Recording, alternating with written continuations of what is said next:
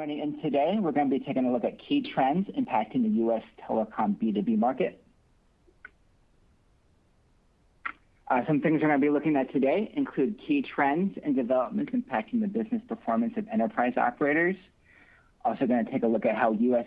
enterprise operators are performing relative to each other in terms of revenue. We're also going to look at how U.S. operators are positioning on opportunities within key growth areas. My name is Steve Vachon. I'm a senior analyst within TBR's telecom practice. Most of today's content is going to be taken from the U.S. Telecom Enterprise Operator Benchmark. So this is one of the newest reports under TBR's telecom portfolio. So this benchmark is focused on comparing the revenue performance of U.S. telecom and cable operators in the B2B market, and also key trends impacting the segment.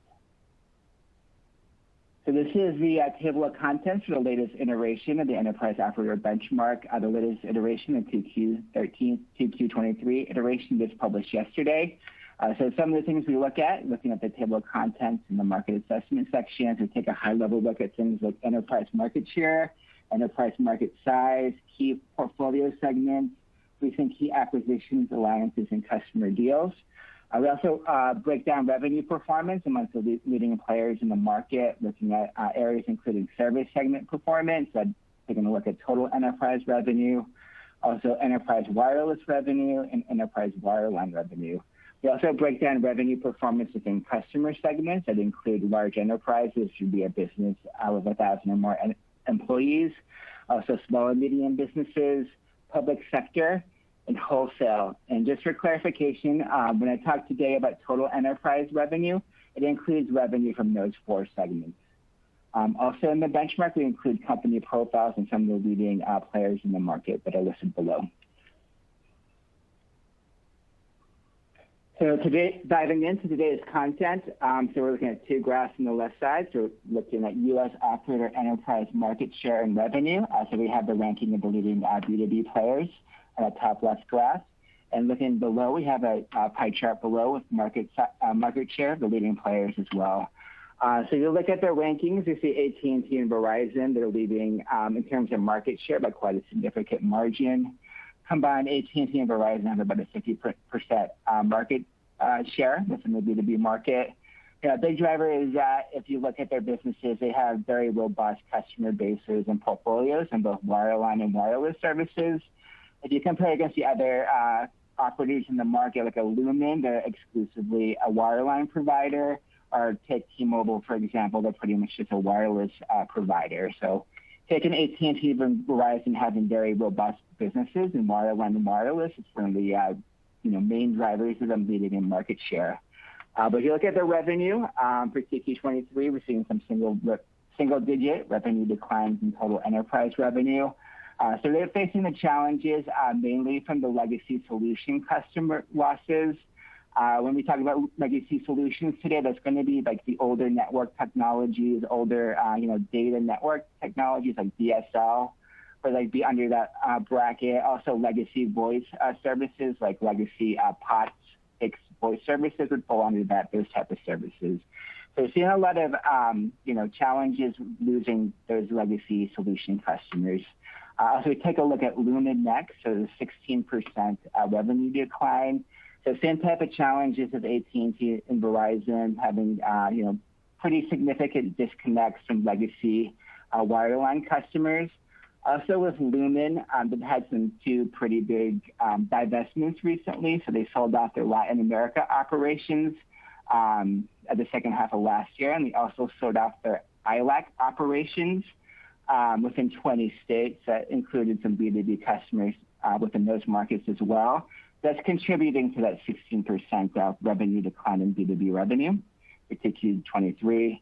Moving to Comcast, so you see they're growing 4% revenue growth. So they don't have the challenges that AT&T, Verizon, and Lumen have in the sense of legacy wireline customers and more modernized data solutions for DOCSIS 3.1 network currently. So they don't have a lot of those customers falling off. But they are facing some challenges, though, especially within this fixed wireless competition. So if you look at Comcast, there's been some deceleration in the B2B market with their broadband net additions the last several quarters. That's been a challenge with Comcast. Moving to T-Mobile next, so you see only 0.2% revenue growth, so relatively flat. So the main reason for that, so they just sold off their wireline business. That sold off at the beginning of May. So that's what that impact is from. So if you just look at the core wireless business, that grew about 7% year to year. So they're still competing very strongly within the wireless segment. They've seen some acceleration with smartphone net additions and B2B, also making some headway in some of the emerging areas such as edge compute and private cellular networks. And also Charter is next. So very similar to Comcast, similar type of trends. Still gaining broadband net additions, but slowing down a little bit. They're facing the same type of pressures from fixed wireless services such as Comcast. Then looking at rest of market, so that would include any other telecom operator or cable operator that's competing in the B2B space. Some of the big companies in that bracket would include Altice USA would be in there, Dish Network, US Cellular would be in there, Cox Communications, Frontier Communications as well. Those would be some of the companies that would be in Western market. So looking at the right side, we're looking at revenue growth drivers. So one of the main drivers still is wireless customer additions from smartphones and other devices. Just in general, more organizations are providing their employees access to their own corporate smartphone line. Drivers for that one would be just a rise of hybrid workforces, giving employees their own mobile device, being able to access those corporate applications on a company designated line. Another driver of that is just having, it's for security and privacy reasons, not having any type of issues coming up with an employee, using their personal device to access corporate data. It might be, sensitive or confidential information. You want to keep that separate to a company designated line. Another revenue growth driver is that we're seeing is customers migrating to higher tier service offerings. Example would be that, like a business moving to a faster fiber plan. That could be an example. Moving to higher tier wireless service plans too, like maybe a higher tier option that might have some extra features like more mobile hotspot coverage. We're seeing a lot of trends in that area. Another thing that we're seeing businesses implementing solutions in areas including SD-WAN, SASE, unified communications and collaboration and cybersecurity. So seeing some uptick in those type of solutions, those are helping to support hybrid workforces. Price increases is another driver of higher revenue. Number of telecom operators the last several years, over the past year, had some price increases. That's been helping to offset the inflationary impacts that operators are facing. Also, another thing we're seeing is revenue generated from IoT, edge computing, and private cellular network deployments. So very early stages. We're still in the very early stages of revenue being generated from these services. I guess it's got more of a pickup in the next several years.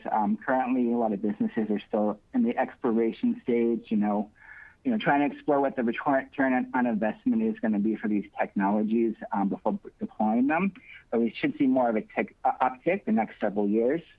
Also, fixed wireless subscriber additions. This is especially for T-Mobile and Verizon, so that's leading to some higher wireless revenue for those operators. For revenue growth inhibitors, main drivers are legacy solution customer disconnects, which I talked about. Another thing we're seeing is customers disconnecting from fixed wireless services to use wireless offerings exclusively. That's like another trend that we're seeing. Post-pandemic, less employees in the office. There's really less of a need to have those fixed voice lines within offices and other work environments.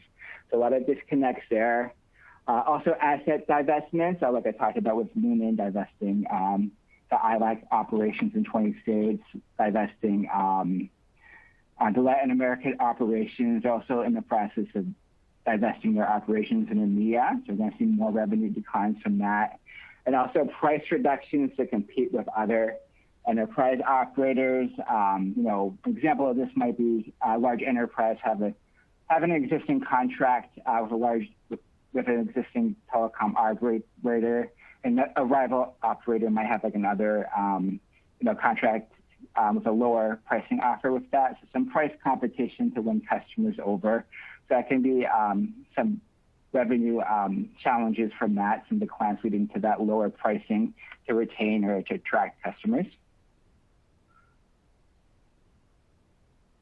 So moving on to this next slide, so this gives us a look at the big picture of how B2B revenue has been trending the last several years.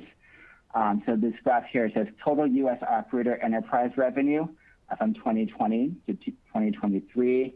So you're seeing single-digit revenue declines throughout this period. For 2023, we're expecting about a 2.2% revenue decline. So we're looking at about $128 billion in total enterprise revenue in 2023. So the main trend that we're seeing here is a lower wireline revenue from those legacy solution customer disconnects. So this trend is probably going to persist at least for the next several years. So you got AT&T, Verizon, and Lumen. They still have a pretty big base of customers on legacy solutions. So we're going to see that erosion still over the next few years. So there's going to be some partial offsets, especially from the higher wireless revenue. We still expect wireless revenue to trend upwards the next several years.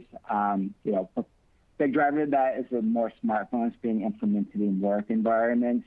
Although some areas like fixed wireless, that's going to help out with the wireless revenue. But when you look at fixed wireless, it's going to be mixed results when we look at the overall market size for B2B revenue. So on one hand, you're going to see higher wireless revenue for the operators like T-Mobile and Verizon with the fixed wireless services. But you're going to see a lot of share shifting, especially customers that might be on a fiber broadband service or a cable broadband service. Many of those customers are going to be shifting to fixed wireless for the lower price point. So there's going to be, that's going to impact those providers in a negative sense. So you're going to see the positive uptick in the wireless revenue for the fixed wireless services, but you're going to see that decline within the fixed broadband services when we have customers moving to lower price points. So it's overall going to have a negative impact when we're looking at the overall B2B market size. So next slide here, so we're looking specifically at wireless revenue. On this slide, as you see on this slide, most of the operators are able to increase wireless revenue in the quarter. So it's a breakdown of how this graph is set up. So the x-axis, that's the total amount of enterprise wireless revenue. Where the y-axis is the revenue growth from enterprise wireless revenue. So all the operators are able to increase wireless revenue year over year in Q2 23. Verizon was flat. So basically, they were able to increase wireless service revenue. That was offset by lower equipment revenue, though. So looking at the rankings, so you still see Verizon still leading the market in enterprise wireless revenue. So that's mainly driven because they still have the largest base of B2B smartphone customers. There are some challenges Verizon is facing. For one thing, they've been experiencing some higher churn rates the last several quarters. I think a big driver of the higher churn is just some pricing pressures in the market.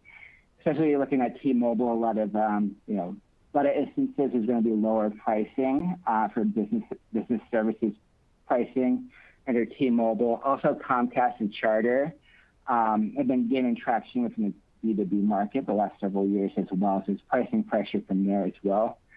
So looking at AT&T, so we have them at a 3.2% year-to-year revenue growth for their wireless services.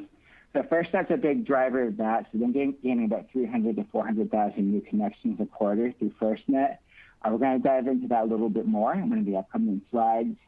Then we look at T-Mobile, so 6.9% revenue growth for them, just looking at the wireless revenue. So they've been gaining some significant traction the last several years. Q2 23 is a very good quarter for them. They actually reported record high B2B subscriber growth in that quarter and also record low churn. So A main driver for that, I would say, it's their network quality. If you go back 5 years or so, in the B2B market, T-Mobile was pretty much just attracting businesses and their pricing. Over the last several years, their network quality has definitely improved, especially looking at the, following the Sprint merger, their mid-band 5G deployments. So the overall reputation of their network quality has improved significantly over the last several years. So it's been helping to drive the wireless revenue growth. And then we look at Comcast and Charter. So they've been having very high revenue growth, 33.4% for Comcast and 17% for Charter. So they're new entrants in the market, but they've only been competing about the last 2 to 3 years. So their overall wireless revenue is very small. There's a very minimal portion of their overall B2B revenue so far, but it's been growing. So the main focus for them is very similar to what they're doing in consumer with their wireless strategy. Mainly, we're looking at a churn reduction strategy. So if you look at Comcast Business Mobile or Charter's Spectrum Mobile for Business, so the value is when you combine those mobile services with their broadband offerings. So you get a very aggressive price point when you combine both mobile and broadband services. So it's all about providing that value proposition, combining both services together. So it's about retaining the larger broadband customer base. It's the main strategy behind their wireless, behind their B2B wireless business.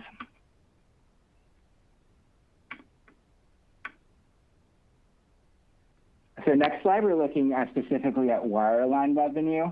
So you see most of the operators are having wireline revenue declines. Looking at AT&T, Verizon, and Lumen, so all declines into Q23. That's from the legacy solution customer disconnects. So we're seeing some of that getting offset by moves to fiber services and other strategic data services, but it's still been unable to offset those legacy solution customer losses. Then we look at T-Mobile, so you see significant declines. So 66% decline there. That's because of them selling off their wireline business. So we're not going to see wireline revenue from T-Mobile going forward. So that was a non-strategic area for T-Mobile. They basically inherited those assets from Sprint following the merger. So they see much more opportunity concentrating on 5G services such as edge compute, private cellular networks, really doubling down on the 5G business solutions. Seeing new partnerships with T-Mobile, especially with the hyperscalers. Some new partnerships with AWS and Google Cloud recently announced.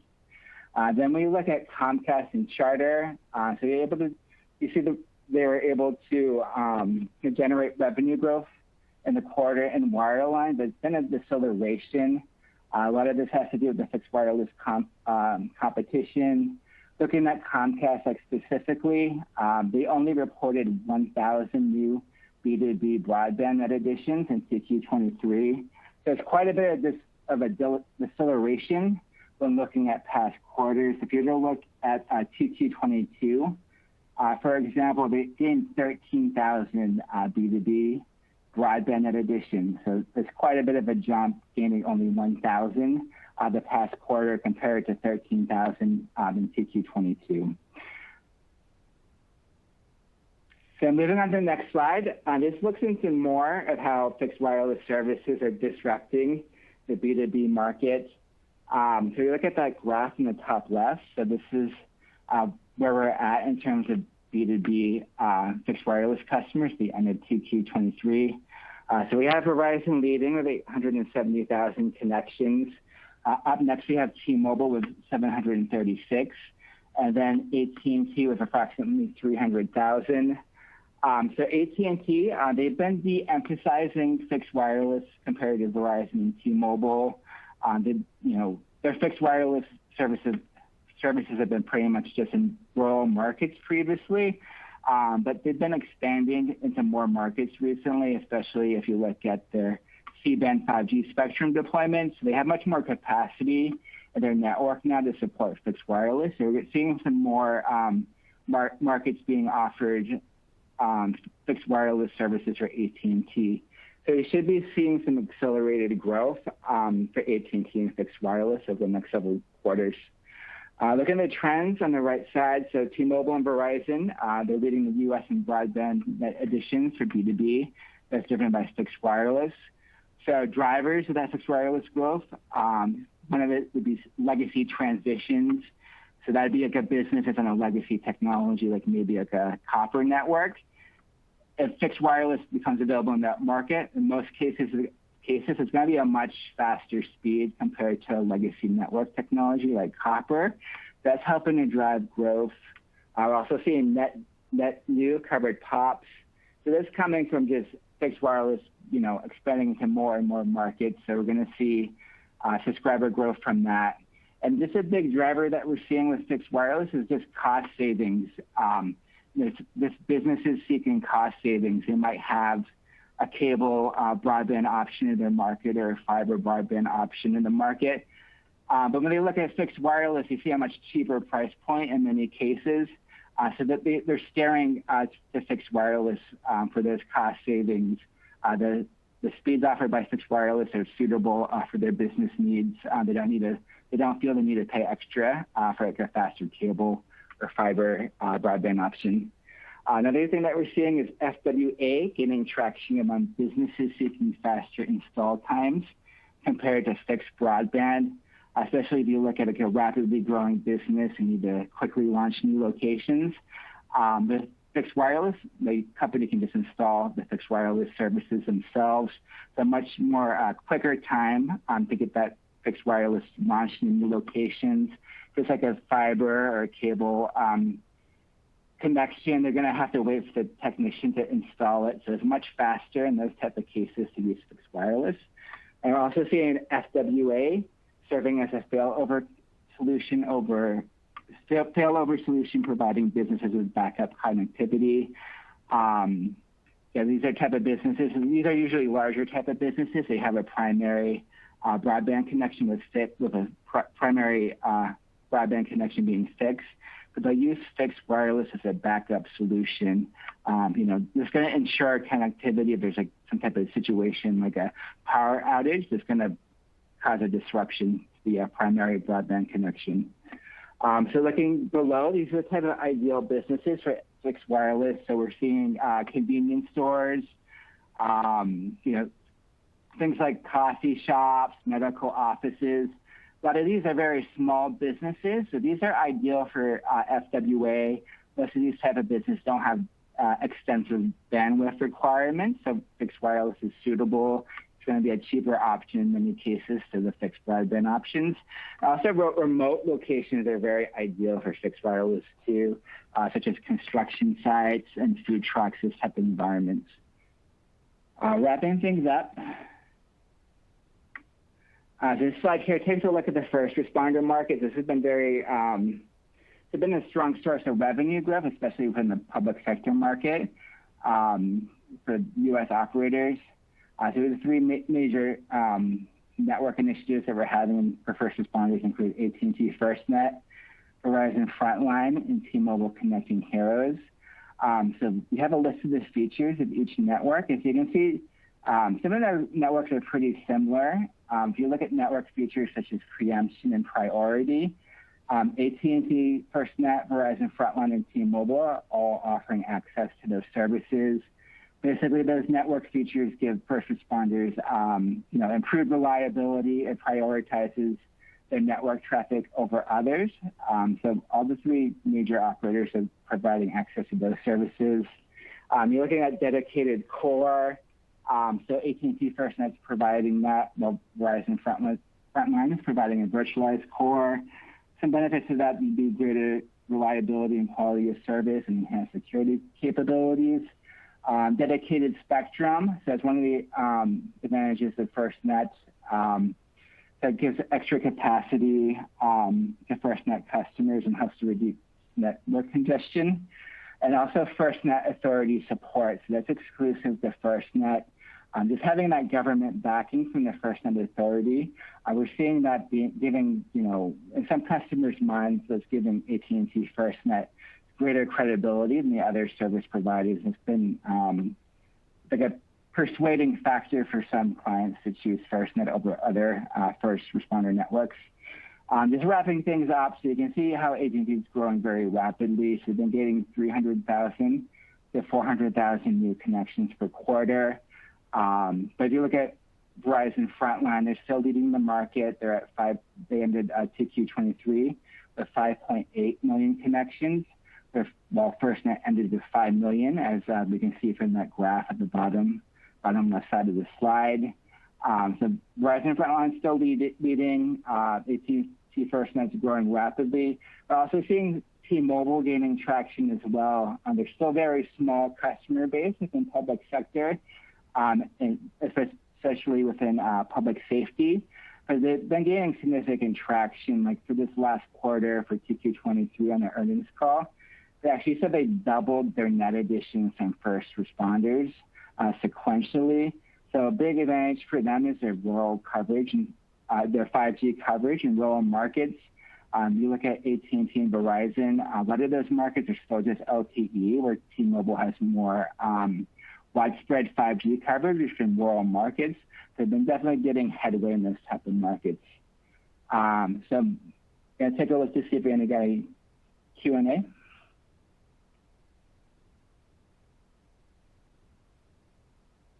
So I see one question about telecom revenue. So if you look at, there's a table or graph present U.S. only or global revenue.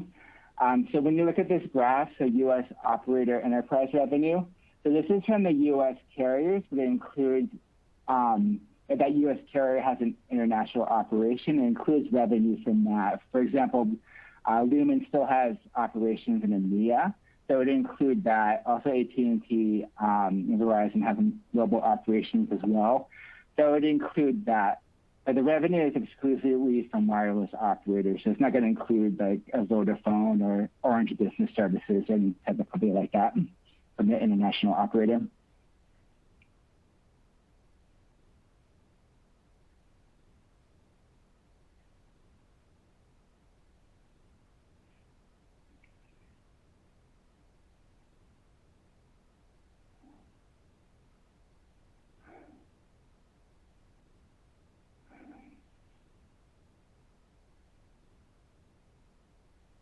I have a comment saying didn't see references of private wireless networks that all the big telcos are pushing big time right now. So I did mention it briefly. So it's still a very early revenue stream for operators. So it's one of the revenue increases we have here is from revenue generated from IoT, MEC, and PCM deployment. So it's still very early stages for these services. If you look at the overall total enterprise revenue, it's still a very minimal portion of that total B2B revenue, but we definitely see more of that increasing over the next several years.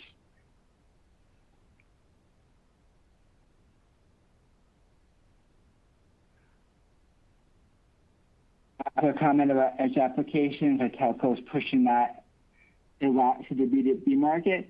Yeah, so we're seeing that. It's all about positioning right now. You see all the operators are partnering with the hyperscalers and edge compute. So it's really a necessity for the operators to be having those partnerships with the hyperscalers. I think if you look at Verizon, they're partnering with the big three. We have the partnerships of AWS, Microsoft, Azure, and Google Cloud. Also, T-Mobile has been giving its customers those securing those partnerships as well with AWS and Google Cloud. Same thing with AT&T. So yeah, I mean, the big focus for them is just definitely like positioning to support customers through hyperscaler partnerships. You know, it's all about giving customers a greatest flexibility. If they might, they favor the Microsoft ecosystem, having those partnerships in place are definitely going to help those customer relationships. Same thing if they might prefer AWS. Having that partnership is going to be able to help to support the customer, support their preferences.